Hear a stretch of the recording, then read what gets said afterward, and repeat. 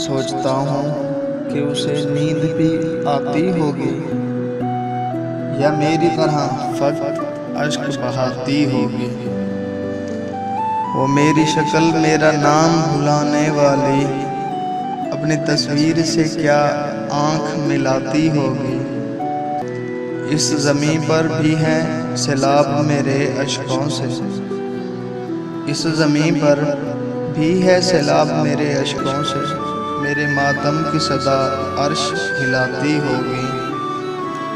शाम होते ही वो चौखट पे जलाकर शम्माएं अपनी पलकों पे कई ख्वाब सुलाती होगी। होती होगी मेरे बोसे की तलब में पागल, जब भी जुल्फों में कोई फूल सजाती होगी। मेरे तारीक ज़मानों से निकलने वाली रोशनी तुझको मेरी याद दिलाती होगी। रूप देकर मुझे उसमें किसी शहजादे का अपने बच्चों को कहानी वो सुनाती होगी। सोचता हूँ कि उसे नींद भी आती होगी, या मेरी तरह फकत अश्क बहाती होगी।